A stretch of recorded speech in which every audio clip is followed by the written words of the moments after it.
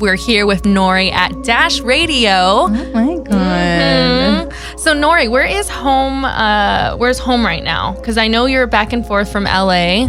Yep. Yes. You have to fly. I do. I have to fly back and forth from New Zealand to LA. Oh, so you are currently still going back and forth from there. Oh, yeah, still. How long is that flight? That's a 12-and-a-half-hour flight. Ooh.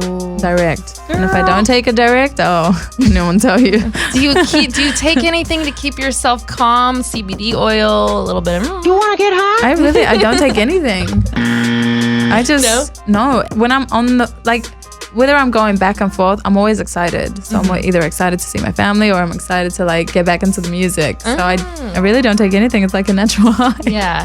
And when you're on the airplane, do you write? Do thoughts come to you that involve your creativity and your music? You know, it's so funny. I always try to take the night flights because I love to fall asleep on the plane. Gotcha. As soon as I sit down, I knock out. And then I wake up and I've got either 2 hours or an hour left. But if I don't fall asleep and I'm on a shorter flight or something like that, I'm always listening to music or writing down different ideas in my notes. Yeah. Okay. And so those of you who don't know Nouri, we already talked a little bit about where she's from. I didn't mention all this good stuff about you, about your music. You had released and debuted your single, Where Do We Go From Here, 2018. You were premiered on Complex Magazine. And in just 2 days, you hit number 5 on iTunes chart for New Zealand. Okay. And then number 2 for the pop charts in New Zealand. But you know what? We need all this to come over here. Right? That's what I'm focused on. I'm how do we know about Nouri over here in Los Angeles and Hollywood? It's crazy. It all is so online based right now. That's the music industry. It's so... Everything is online nowadays. That's what it is. And radio and everything like that, it's mostly if you're signed to a label, that's when you're getting the radio plays and all that stuff. So to me right now, radio play is important, but because I'm not signed, I get it. I get why it's not.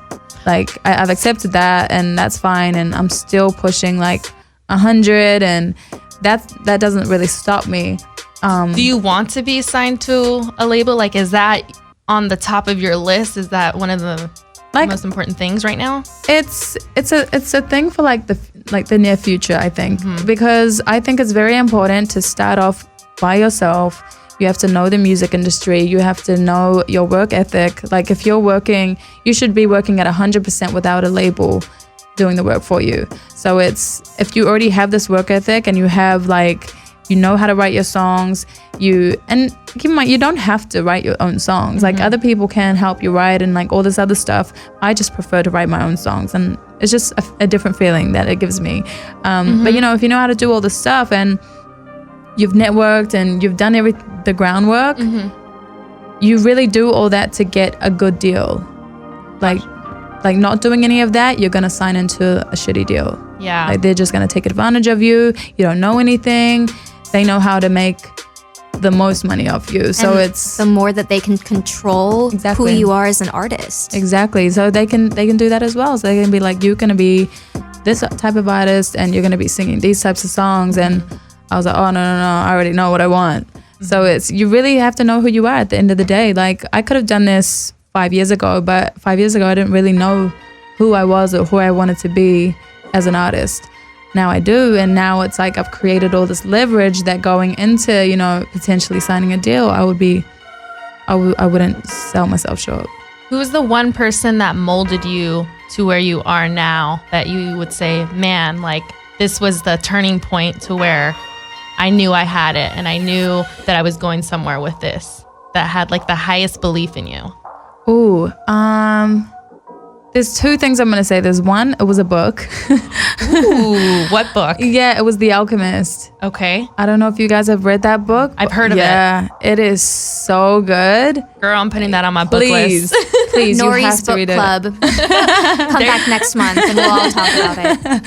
No, but seriously, that book is just, I take it everywhere with me, even if I'm not reading it. It's just you know how everybody has their own thing, a security blanket or something. That book is my security blanket, and it really just taught me to put out positive energy and always think about what you want and always just like say that you're gonna get this and you're gonna get that, and the universe literally works in your favor. Hell yeah. I sound like a crazy person right now probably, but it's Nope. Casey and I we all feel the same way. Manifest your destiny, hon. manifesting. Yeah, that's literally it. Literally, Speak it. this is an example, okay? So last night, I was supposed to have someone else here, right?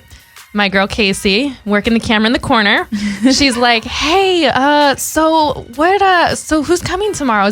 I'm so excited for Nouri to come."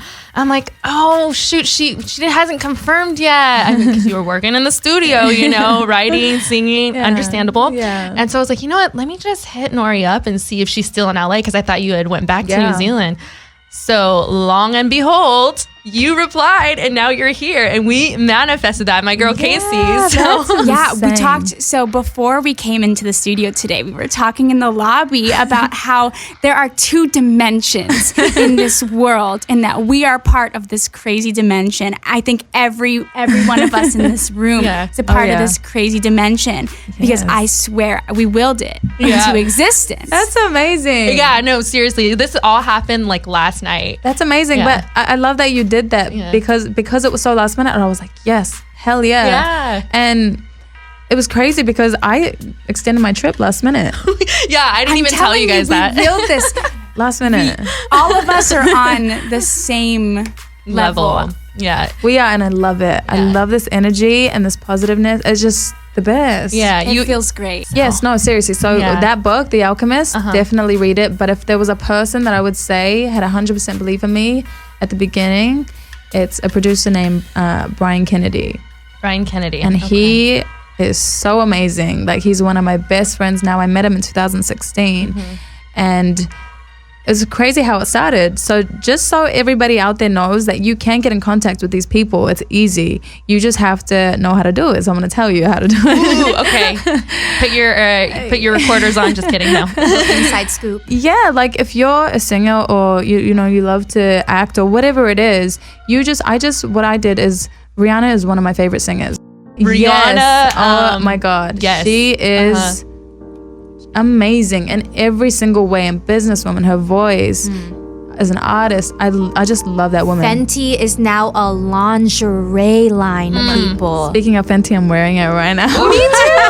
I love it. Yo, I will advocate that woman for the life of me. She is just so amazing. And so I sang one of her songs, and it was Close to You on the Anti-album. And Brian Kennedy was the one that produced it. So I was like, okay, well, I don't need to get in contact with these artists. I need to get in contact with everybody that's actually doing the work behind it, the background work. Part of the industry. Part of the industry, the producers, the writers, whoever it was. And Brian was one of them. So I did the cover, and I went to his Instagram, and I DM'd him the cover. And I was like, tell me what you think. And he replied like, wow. And I was so shocked that I even got a response. I was like, oh, this is insane. So we started emailing for 6 months prior to me even coming to LA. And I was just writing, and I was like, is this good? And I was just trying to get pointers, like, and get better. And he was like, you're getting better, like all this stuff. He's like, you know what? You just really need to be out in LA. And at the time, I was studying computer science, which is crazy. Wow, like engineering, Your path or at one time was so different.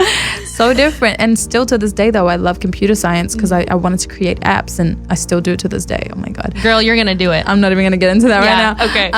But I was studying computer science. I had a scholarship. I was getting straight A's. Like, it was all going good. And when he said that, and I read The Alchemist, and I was like, oh, no, I gotta do something. Like, if I don't do it now, I'm never gonna do it. Like, I put my studies on hold. I had a year left. I was like, no, I'm gonna do it now, or I'm never gonna do it. I can always study. That's that gut feeling. That gut feeling, you have to just go with it.